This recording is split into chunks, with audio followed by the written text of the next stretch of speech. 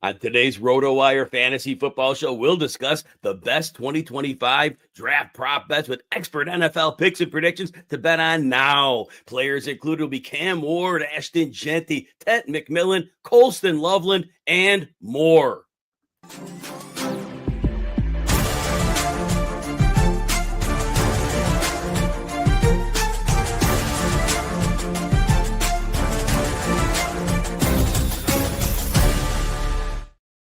Welcome to the RotoWire Fantasy Football Podcast, sponsored by Ultra GM. I am Jim Coventry, and I'm joined, as always, by Anthony Cervino. Now, today's show, again, will include Anthony Cervino and myself breaking down not only the top skill position players in the NFL draft, but giving you draft advice for your prop bets so you can make some money on draft day.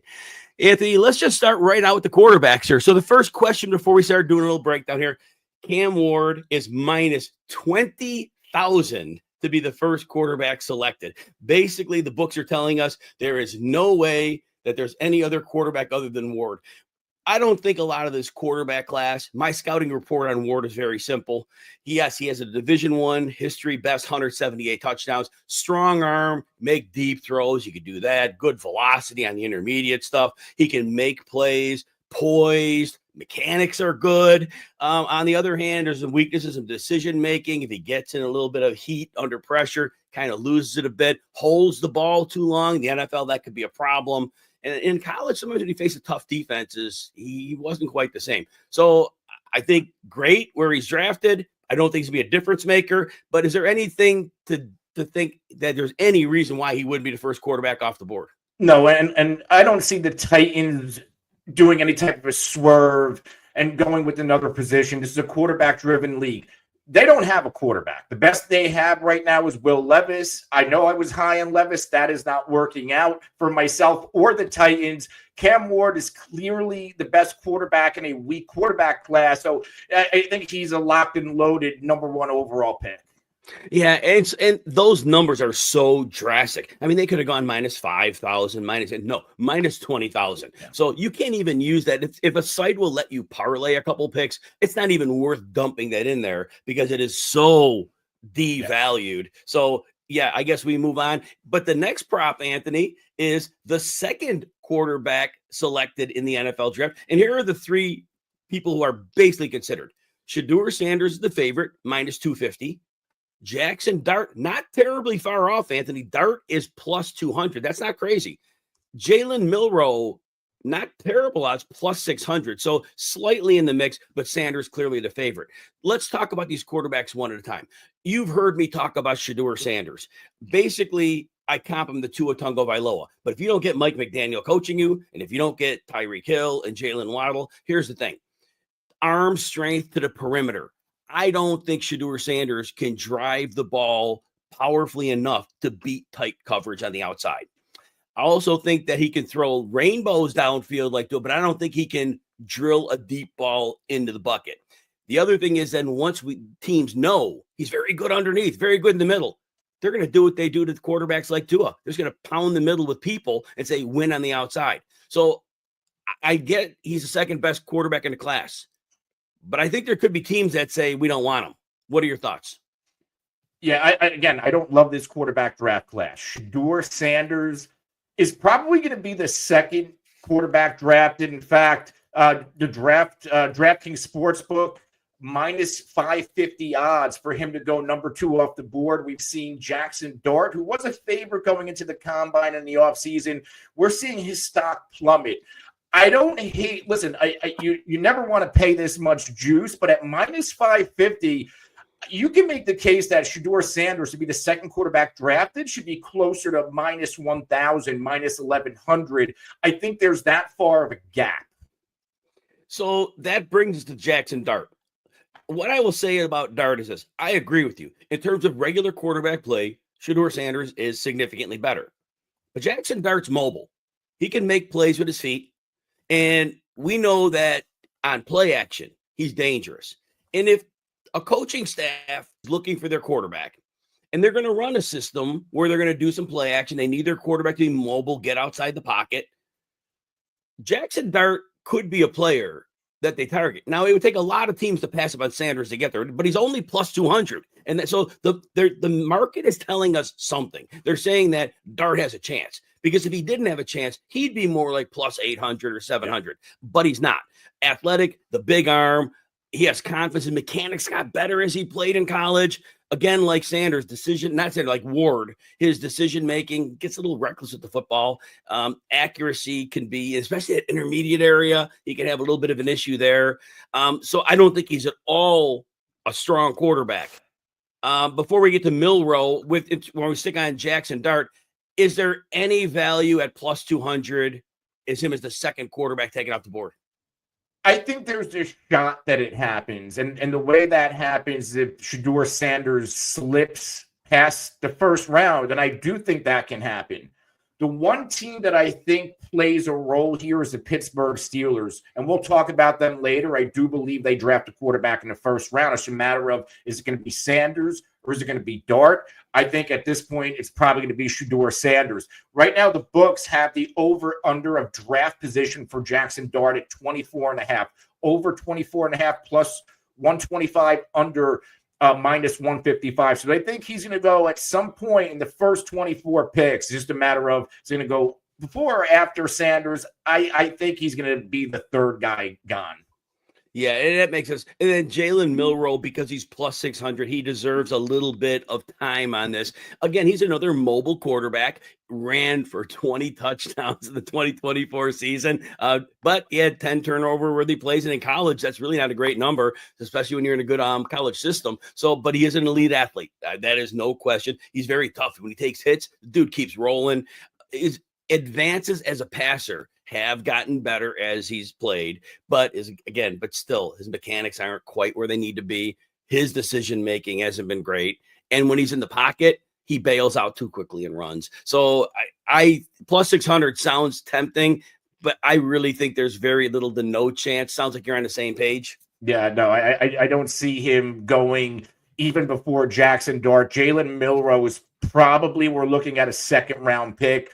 You know, I've heard some people comp him to a potentially more talented, more accurate, but similar skill set of Anthony Richardson. And that scares me. Right. And the funny thing was, I said, and I kind of made a similar comp. I said, except for he's 27 pounds lighter. And Anthony Richardson, when he does run, he's a tank. And so there's something to said with that, right? So you earlier mentioned what you thought Sanders should be priced at. So minus 250, you're actually seeing that as a significant bargain on Sanders, correct? Yes. Oh, yeah. And you have 250?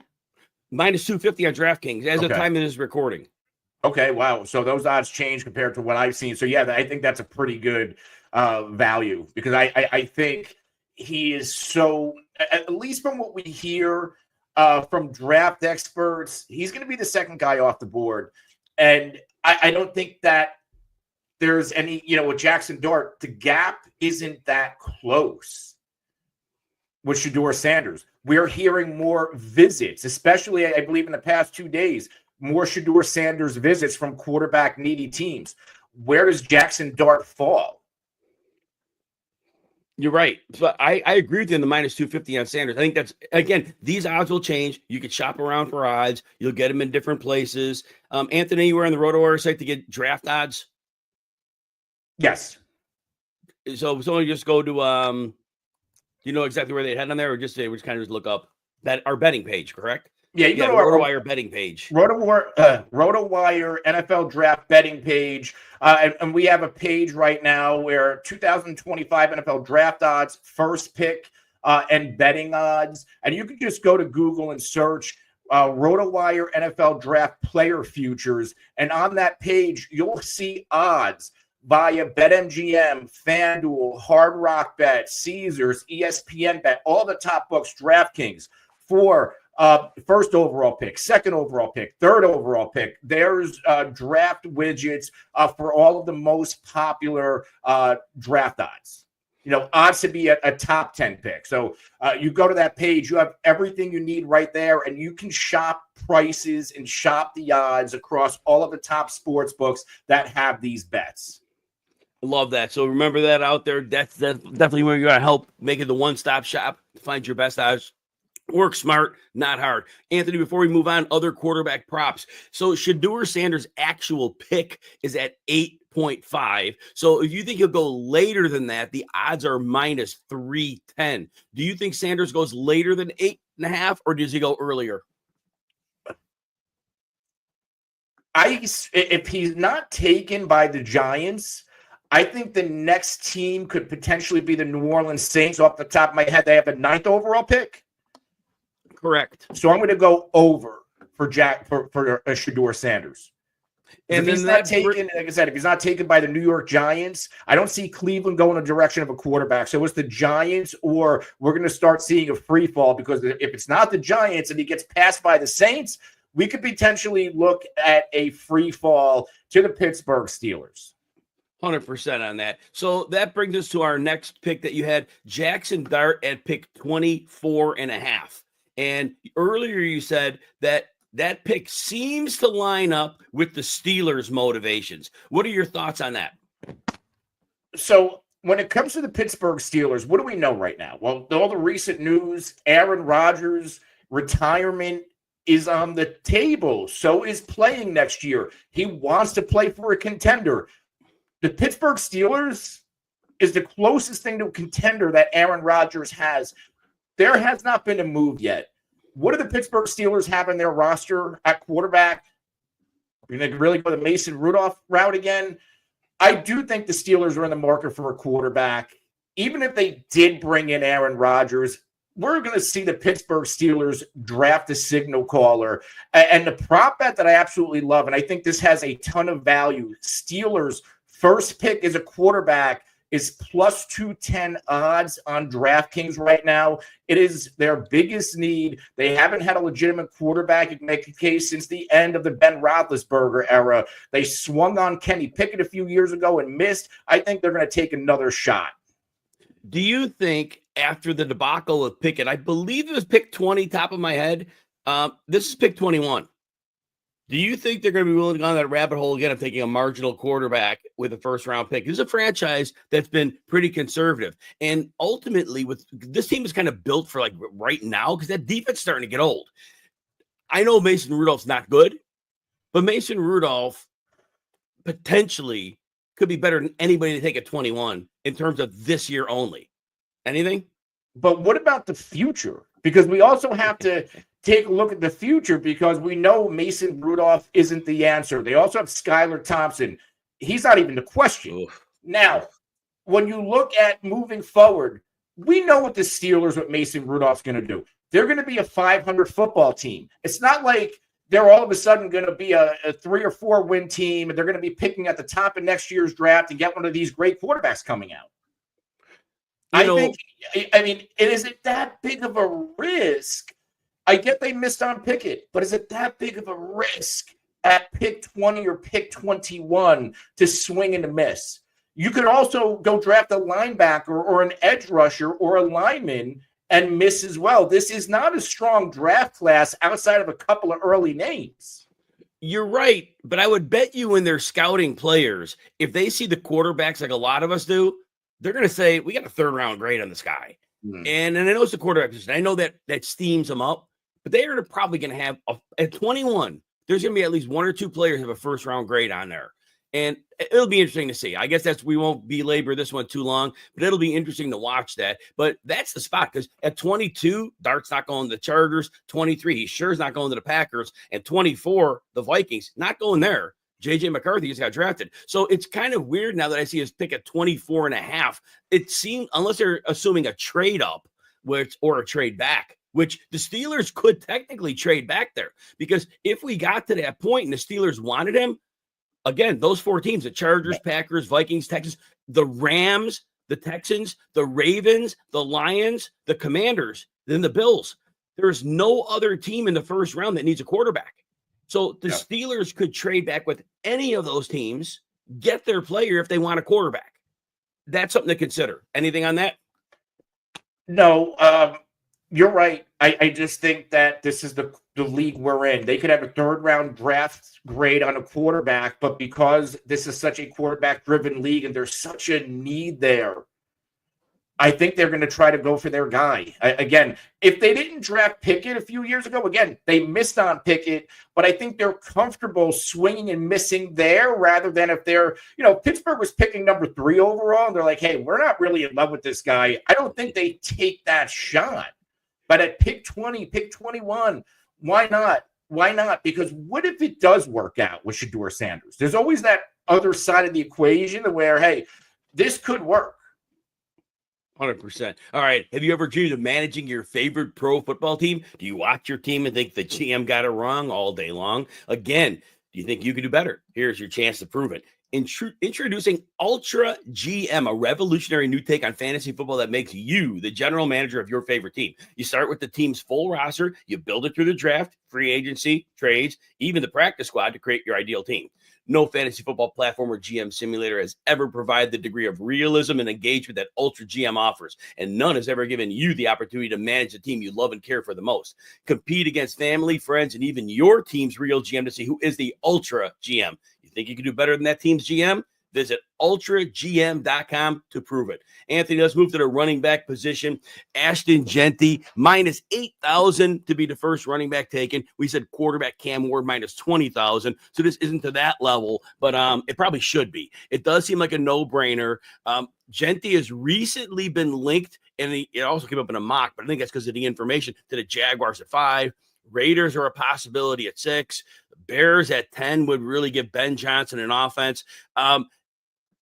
Jeanty is the real deal. He's not this generational player. We all throw that tag. He's not that. But he's a 3-down player. He has the ability to set up defenders at the 2nd and 3rd level. That's rare. He's a receiver, a runner, powerful runner. Is there any thought to him not being the first overall running back taken? No, absolutely not. But is there a slight chance, hey, maybe your team likes Hampton better? Maybe you sprinkle on Hampton's odds to be the first running back drafted, but I would say it's a 95% chance that Ashton Jeanty is going to be the guy. It's just a matter of who. If we look at that first round possibilities of where he could go, you can make the case that the Raiders take a shot that early. You can make a case that Chicago take a shot, or even Dallas if he lasts that long.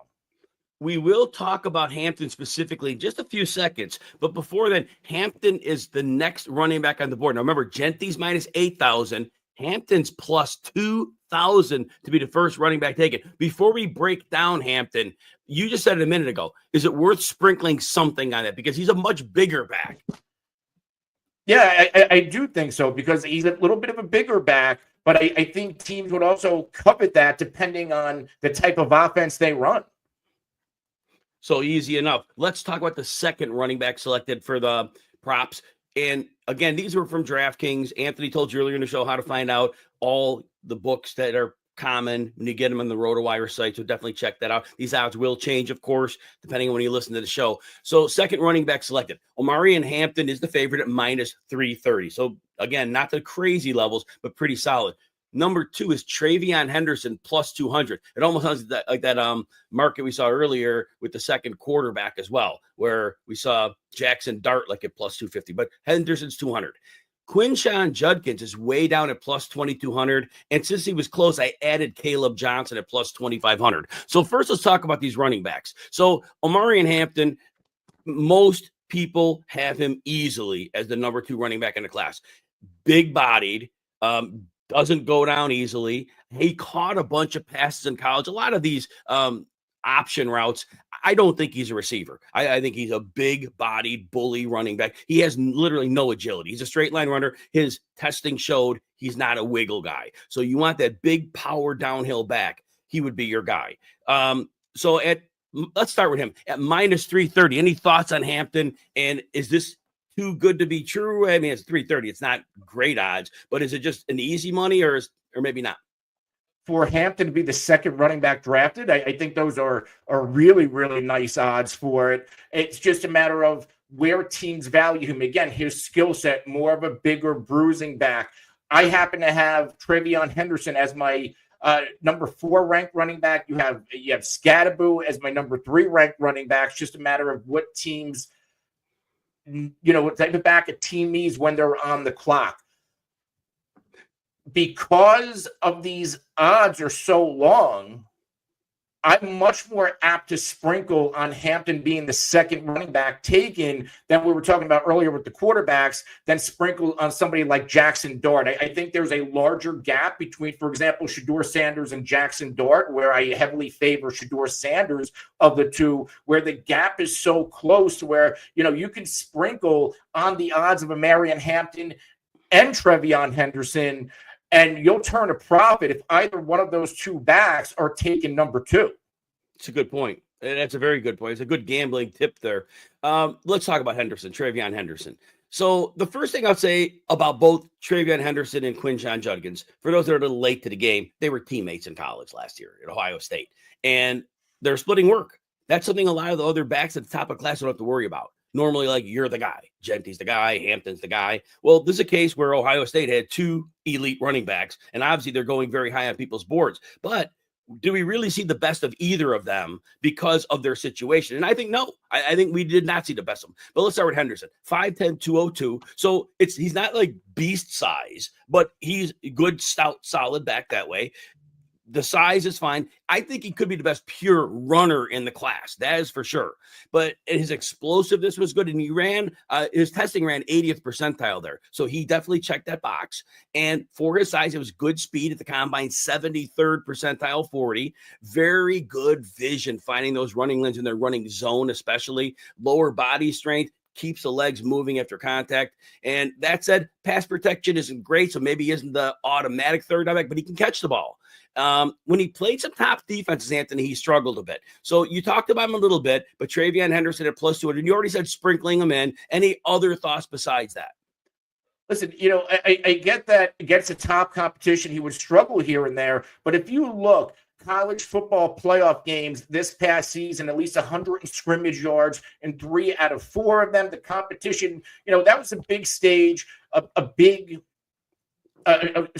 stage from Trevion Henderson. He's also conceding touches to Judkins. I think Henderson's a really good back. I love his speed, 4.3, 40. I can see him landing on a team like Dallas early in the second round. There's a need for a running back there. You have the Ohio State Ezekiel Elliott line that we can walk there as well. But again, I don't see Henderson as a first-round running back to where I can make the case for Hampton going in the back of the first round of one of those teams in the 20s. So moving forward, I'm an oddball. I have Quinshon Judkins as my number 2 running back. Why? Well, here's my point. First of all, I said earlier, I set this up. He split a backfield with Trevion Henderson, and that means something. Judkins is 6 foot 221. Again, that is lead back size, no question. And he only caught 22 passes last year. But again, that's because he's splitting a backfield. I think when I saw the Judkins, I think Judkins has a chance to be an excellent receiver. Not Alvin Kamara, but an excellent receiver. Whereas Omarion Hampton, what he caught all those passes, but I don't think it translates to the NFL. So I think Judkins, from what I see, has the potentially much better as a receiver. And I don't think you're losing a lot as a runner. The physicality that Judkins runs with is incredible. Always fights for extra yards. Just like Hampton, the visions and the patience are there. Those zone runs, he patiently waits, finds the hole, attacks it well. We've seen durability be high. And what doesn't he have? Well, breakaway speed. But who does, Anthony? How many running backs? They talk about, you don't have long speed. How many running backs are cashing 40-yard runs and 60-yard runs? You don't see much of that anymore. Occasionally. I think that's a non-issue. And in terms of agility, again, it's like Hampton kind of, not the most elusive in space, but I think he's a little more agile than Hampton is. So all that said, the 40 time is 46 percentile, but when you're 220, it's going to be there. You're not 180, 190 pound back. 89th percentile explosiveness, getting out of the blocks. This cat can do it. So I know it's a long shot, but Anthony, at plus 2,200, I'm definitely sprinkling something on Judkins. Tell me how crazy I am or something different. I mean, I think that's a little crazy. The books even say that with the plus 2,200. But again, outside of Jeanty, I don't think there's a far gap when we go running back to running back when it comes to Judkins, Henderson, Scadaboo, and Hampton. I don't think there's a large gap between any of them. And we know how this draft goes sometimes. Let's go back a few years ago. It was a very talented running back draft class. Swift, Jonathan Taylor. Who goes first to the Kansas City Chiefs? Clyde Edwards-Helaire.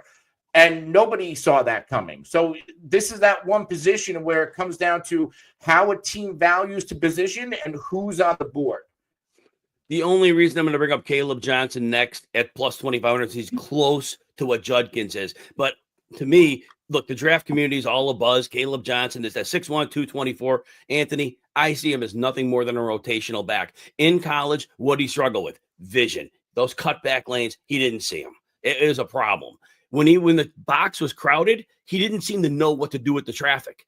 And then he runs his 40. And again, he's 224. So I'm not expecting great things. Judkins ran 46th percentile, 18th percentile. So not only is he 6'1", 224, but he doesn't have vision. He struggles with loaded boxes, and he can't run. So all that said, I know it's plus 2,500, not even close, but I think the fantasy community and the draft community, on any case, is way above market on Caleb Johnson. Anything quick on Johnson?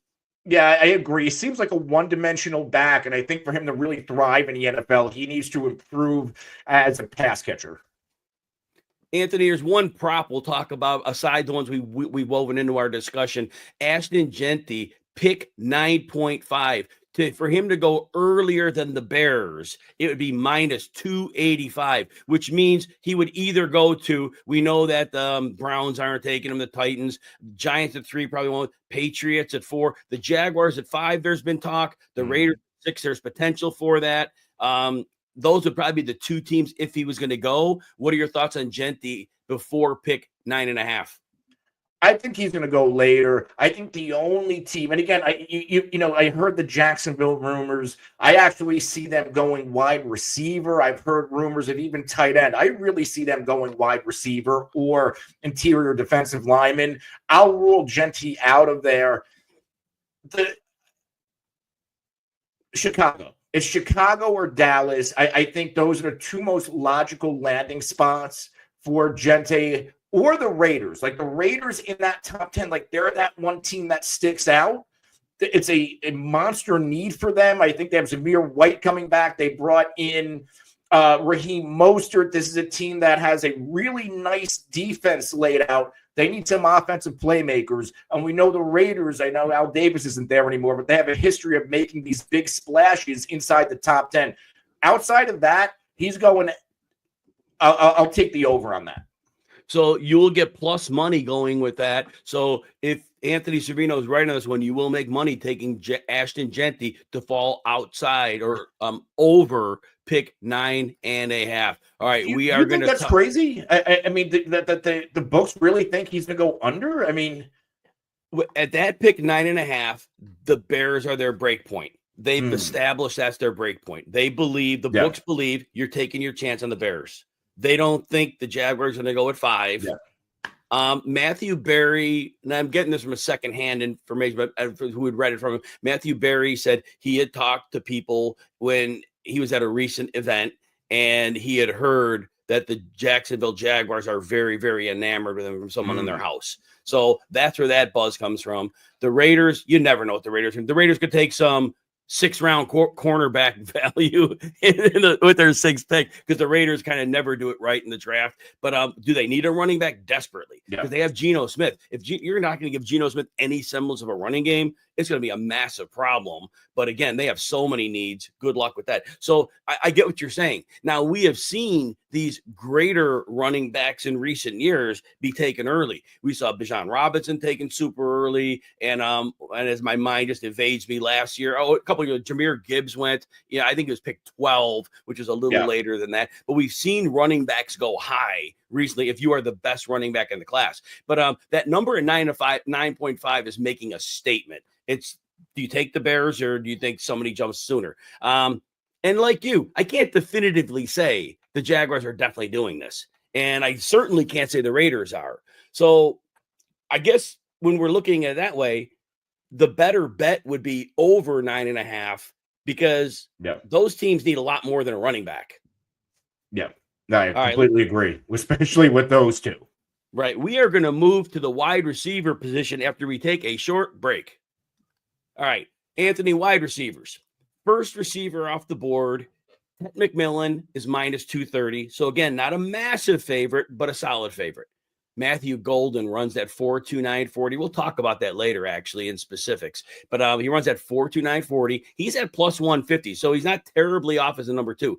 And number 3, we won't talk about him till later because he's not in the discussion. Emeka Egbuka as the third. Egbuka as the third is plus 1,300. So it is a two-player race with number 3 being very, very, very far outside. Now, what I'll say about McMillan, we'll talk about him first, Anthony, at minus 230. McMillan is one of the only receivers that I see in this class as that classic X or alpha receiver. The one that's on 3rd and 7, you line him up against the top corner, and you're still going to go to him, and he'll convert. He has a 6'4", 219 body, great hands, big playability, very smart on the field, understands how to nuance against defenses when they're making adjustments. Not the best separator, but as an X receiver, you don't have to be. If you're going to win with physicality, those X receivers are rare. And I believe that is why he's the number 1 in the class. What do you think about Tet McMillan at minus 230 as the first wide receiver selected? I think it's a really good chance that he's the first one. The sports books think so as well with those type of odds. 6'4", right around 219, 220, yes. Big frame, smooth athlete for his size. I think he's a unique receiver, unique build, unique skill set. He has some speed. When you look at these teams in the first 10 to 15 picks, I think there's a case to be made where I actually have Jacksonville in my mock going with Tet McMillan over somebody like Ashton Jeanty because the longevity of wide receivers, they last longer. If you look at what I'm drawing a blank on the head coach coming from Tampa Bay. If you see the offense he had to work with, even going back to the Rams, they had multiple skill set wide receivers. We looked at Godwin and Evans. Right now in Jacksonville, all you really have to work with is Brian Thomas Jr. All of a sudden, if you can add somebody like Tet McMillan to that offense, you already have Trevor Lawrence, who I still believe, he's a work in progress and he still has some upside. I think that's an asset to this offense moving forward than going, if you're going to go skill player, than going an Ashton Jeanty. So I actually have Tet McMillan going as early as the Jacksonville Jaguars.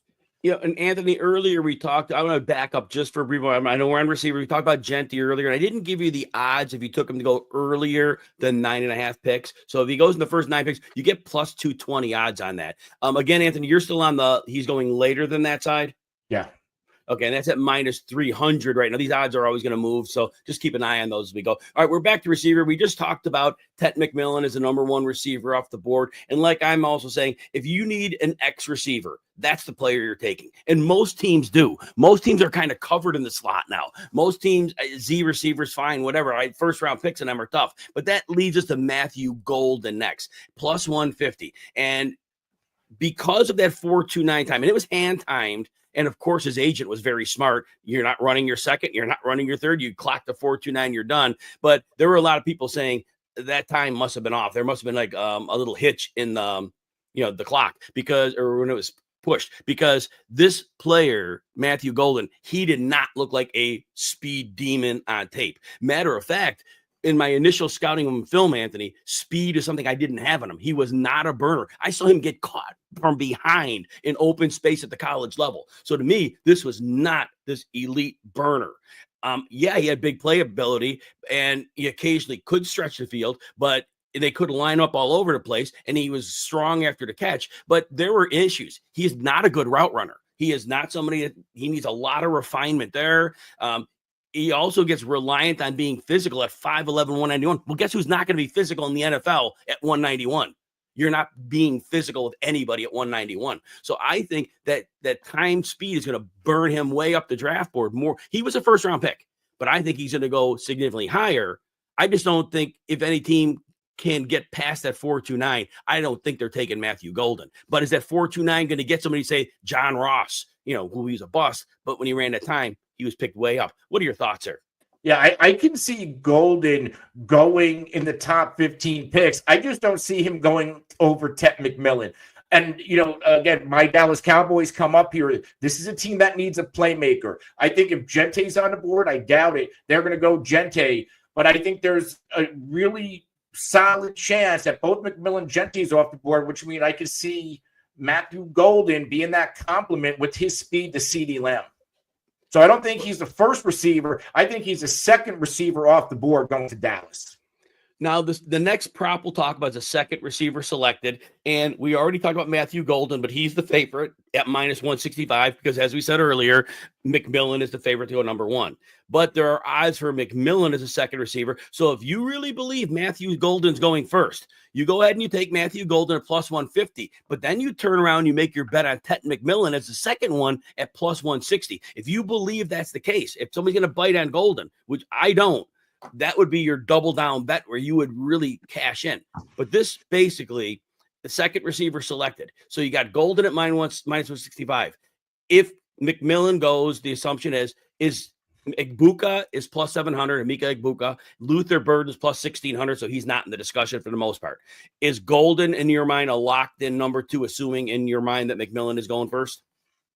Yeah, and again, if you look at we talk about positional gaps at these other positions. I think there's a nice gap between McMillan and Golden. I think we have another little bit of a gap between Golden and whether it's Egbuka or Luther Burden. I like Egbuka a lot, but he more or less profiles as a slot receiver in the NFL, and I'm not sure teams are going to want to reach for that too high in the first round. Yeah, it kind of has to be some combination of Golden and McMillan. That's what I'm looking at. But we will, for sake of the draft and your enjoyment, talk about quickly about Egbuka and Burden and what they are. Like Anthony said, I do see Egbuka 6'1", 202. He could be a big slot, but because of that size, he also could be that other outside receiver, the Z receiver, a little behind the line of scrimmage, so he doesn't take on direct contact. He gets a free release from there as well. He could play either of those. Egbuka has very good speed. You could take the top off of the defense. His routes, very smooth, efficient. He can run very good downfield routes, intermediate, short, a very polished player. Hands are outstanding. Yards after the catch, he really can make plays happen. Now, funny enough, at 6'1", 202, he got bullied by corners, I saw a lot, and that was an issue. And that's why I think you're pointing out the slot's better for him, because you're not getting a lot of that bullying there. You have usually a smaller players in the slot, so that works. And realistically, I said his hands were good, and they are, but when it's contested catches and there's a lot of traffic around, so that almost makes him a little bit sketchy with the slot too, but he's vertical. So a lot of these teams are using the vertical slot. So you hit some good points on Egbuka. Again, in play as the number third receiver for sure. But like you said, I don't think it's a chance for number two. Any final words on Emeka Egbuka? Where do you see him? Do you see him going in the first or second round? Because I'm sure there's a bet for it, but I like him going in the second round more so than the first. Actually, I saw a line out there, the over-under on number of wide receivers taken in the first round, I believe is set at 2.5. So... I think there's a case to be made that you go under. Is there going to be 3 receivers taken this year in the first round? I think the odds are at DraftKings plus 220. I would sprinkle on the under there. I would too. And you see, we mentioned Egbuka can play the slot, but I think at 6'1", 202, I think the teams are going to see him first as an outside receiver, but he's not an X receiver. He's not going to be that alpha. And like you're intimating, you're not taking those guys in the first round. You're taking a guy with an X receiver profile or a dynamic slot guy like Jackson Smith-Njigba a couple of years back. Somebody that could really dominate in the slot, because the slot is so important in today's 73% zone NFL. And I don't think Egbuka fits those boxes. And I think teams are going to definitely have his grade in the second round. So I'm with you on that. I don't see it happening. And like you, it's hard to assume there's going to be a third receiver taken in the round. And let's take a couple quick words on Luther Burden. 6', 206. He was manufactured a lot of touches. And it's one of those situations where I don't know that that's the reality of who he is. He was great at yards after the catch, but it was all schemed up stuff, a lot in bubbles too, and bubble screens, things like that. And he had just ways to have free yards manufactured. And I know his route running looked good, but again, the offensive end, I think, made him look better than he was. That said, I think physicality is going to give him a problem. It looks like at times when I saw, it looks like tougher corners could get him to off his game a little bit, especially when there's press coverage. And then when he was used downfield, he wasn't always tracking the deep ball well. So I am not enamored with Luther Burden. I did want to bring him up. He will go in the second round for sure, almost for sure. But I think that maybe the college he played for made him look better than he really was. Anything on Luther Burden? I agree. I think he spent 86.5% of his snaps in 2024 last season in the slot. He could use a little bit more polish in his route running. He's not great off the line against press coverage, so there's a little bit of work to do. When you're drafting a receiver in the first round, you want somebody that can do a little bit of everything 9 times out of 10, like the CD Lambs or Jeffersons or Chases, and Burden does not fit that profile. Anthony, one prop I identified, and if you have wide receiver props, you're going to throw them in here as well. Emeka Egbuka, over pick 29.5 is plus 130. You and I both believe he's a second round choice. I think at plus 130, it's not great odds, but I do see him going in the second round, so I take that. Did you have any comments on that or any other wide receiver props? I think we were both on that when we were talking pre-show, so I'm with you there. Yeah, I love that one. So that's a good one to maybe place a little bit on. Hey, if you're looking for an edge in your fantasy leagues, you can score a 15% discount off any RotoWire product or subscription. Just head on over to RotoWire.com and be sure to use the promo code ROTO, ROTO15, ROTO15 at checkout. Anthony, let's talk some tight ends here. Not much to talk about here. There's one real prop out there. It's who's the first tight end taken? Tyler Warren's the obvious choice at minus 900. Colston Loveland at plus 500. And I've just thrown him in because he's the fourth. This is the reason I'm bringing up Elijah Wright. He's so far off plus 4,000 that he's not even really a factor here. So first of all, I'm going to talk about Colston Loveland first. And this is one of the players I am very enamored with in the draft this year. 6'5", 245. But we know the NFL is about mismatches. And this guy's a mismatch where you could play him outside. You could play him in the slot. You could play him tight end. And he is a seam stretcher. Elite athleticism, strong hands. The ability he has is great. Now, developing his frame is still kind of a work in progress. He's not as strong as he needs to be, but he's going to be a 6'5", 245 receiver. I don't think it matters because they're not going to need him to block. So if his strength isn't quite there, so what? Don't use him as a blocker. But I think he is such an asset to an offense looking to become dynamic. Oh, think Houston Texans, think Los Angeles Chargers. Those would go in the first round. But I think Colston Loveland is a player that could be the first tight end selected at plus 500. Any thoughts before we get to Tyler Warren? I like that a lot because Colston Loveland and Tyler Warren, they're similar. But when it comes to Colston Loveland, his pass catching skill set, it's all there. And I don't think there's that far of a gap. I think what's causing this gap with the sports book and this price is Tyler Warren gets more hype. He had a spectacular year last year at Penn State, but where was he the first few years? Was it a matter of scheme? Was it a matter of not targeting him or not involving him in the offense enough? Is he a one-year wonder? I think there are some NFL teams out there that might value Colston Loveland over Tyler Warren, as crazy as it sounds. So sprinkling on a plus 500 change odds, I don't mind, because this is how you make money in sports betting. You don't need to, if you're sprinkling on plus odds, plus 200, plus 300, plus 500, all you need, if you're sticking to a unit size, you just need one to hit and you're profiting. There's no doubt. Now, Anthony, as you talk about it, Colston Loveland's under is 18.5 picks into the draft is minus 250. So the book says he's going before pick 19. And look, I think so too. I think it's a weapon. I think in terms of receivers, once you get Tet McMillan, I really think that Colston Loveland over Matthew Golden could be the most dynamic receiving option in this draft. I like him even at minus 250, under 18.5. Anything on that? So you have him going on. See, I actually like the over on Colston Loveland going over 18.5 because we just talked about, yes, you can make the case and there is value on sprinkling him. But I also think that there's value on the plus 185 for him to go over pick 18.5. I actually have him mocked going to a team like the Chargers. I think that would be a terrific landing spot for him. And really, the only way that I see Loveland going under is if we see multiple teams, willing to take that shot on tight ends in the first round. I think certainly the Colts are in play. I think the Jets would be in play, but do I really see them going somebody like Tyler Warren, number 7 overall? If that happened, then yeah, okay, Loveland's going to go. Then the under is probably going to hit. But unless we see one of these earlier teams take a shot on Tyler Warren, then the first tenant off the board I probably see going to the Colts. And then the next one, I don't see. Yeah, I after Seattle, I really don't see it happening. In Seattle is why the number is set at 18.5, Anthony. That number set right on their border because I think the thought is Seattle is getting a tight end. Seattle needs pass catchers. And in terms of receivers, McMillan's probably not there. They can't draft a Z receiver. They got Cooper Kupp.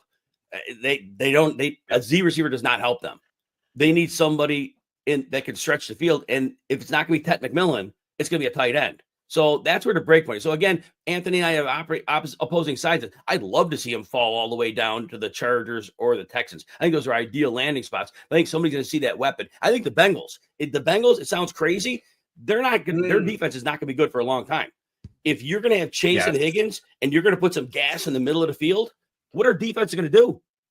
They got Mike Gesicki now, but Colston Loveland, that's like 4 tiers up. And you'd have him on a rookie deal where you have to pay Gesicki, at least better minimum moving forward. So anyway, there's that. And now Tyler Warren. I'm obviously down on him, Anthony. And look, he was very productive in college. I'm not going to argue that at all. But when he had to actually get covered by a good defender, he didn't separate. His route running is not good. He was a function of his program. He was very good. I'm not questioning that. I just do not think Tyler Warren is the player that many think of. I think people have Brock Bowers in their mind thinking, oh, well, this tight end's going to be another Brock. I don't know why. I just have a feeling this is the way it's going. His route tree was very limited. Look, I don't care about his blocking, but his blocking is inconsistent, but he's going to play wherever he's drafted. And athletically, I think he has a very low athletic ceiling. So I think teams may see that. I don't think Warren, he could be the first pick as tight end. I like Loveland ahead of him. Warren's at pick 9.5. What are your thoughts, sir? What are the odds on that? Minus 240 to go later than pick 9.5.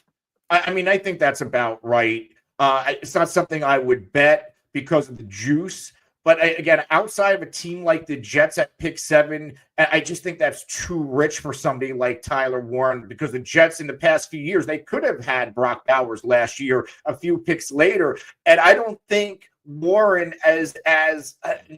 nothing's ever a lock, but I don't think he is as good of a prospect coming out as a Brock Bowers. Again, we only have that one big year of track record with Tyler Warren. What did he have in years previous? Maybe 16 receptions the year before?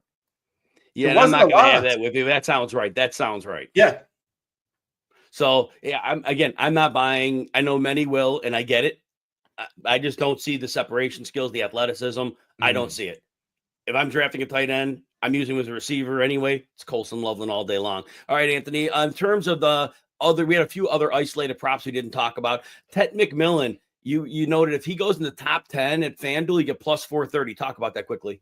Yeah, I like those odds a lot. This is another value bet that I'm willing to sprinkle on. Again, stick to unit size. It's not something I'm spending a full unit bet on. But if you go a quarter unit on here, I think these odds are terrific because if you look at these teams in the top 10, the two that keep jumping out, we brought them a lot. We brought both these teams up with Jeanty because they have needs.